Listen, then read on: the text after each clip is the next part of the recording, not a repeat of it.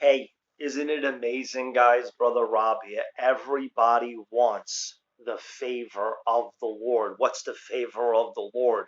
I mean, one moment in his favor is worth more than a lifetime of labor.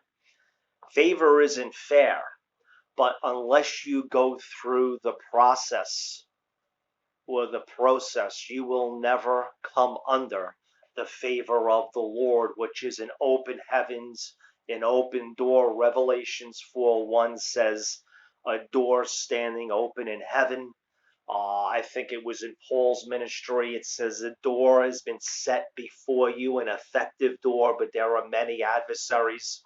What are the adversaries that would stand at the door from us getting the favor? It's pride, stubbornness, rebelliousness. Let me say it to you like this. I met a young minister recently. This guy was so powerful, and I worked with him for a good 2 to 3 months. Powerful. And I started implying you need to come under honor and submission with your ministry. Now, here's the deal. Let me say it to you like this for those that are more mature. God never gave no one a ministry. The Bible said, forget it, man. Man never gave no one a ministry. God did.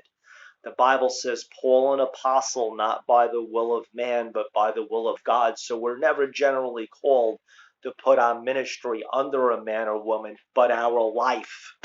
Why? We've got to be accountable for the purpose of integrity and our character. So I started suggesting to this fella, I says, listen, your life's got to be submitted to somebody. Everybody's got to be submitted to somebody. How can you submit to a God who you can't see him? You can't even submit to a man or woman who you can. I've always had people on purpose in my life that could speak into my life. Always wasn't things I wanted to hear, but that's irrelevant. Wise men receives correction or rebuke. So Paul said it like this: follow me as I follow Christ. I didn't say idolize a man or woman. Anyway, March 27th, I'm going to teach on this at 9 p.m. It's not the most popular thing. It's not the swinging in the chandelier things. This will break your flesh because man wants to be isolated and strong within himself or herself, and we do not want to be connected and accountable. Let me tell you what happened to the young fellow, the minister. I said it. He came back to me. He said, I submit to no man on the earth. I only submit to God, and I don't need a man or a woman to hear from. I only hear from God. I says, what a shame. What a shame. That's an island. That's a man that's an island without law.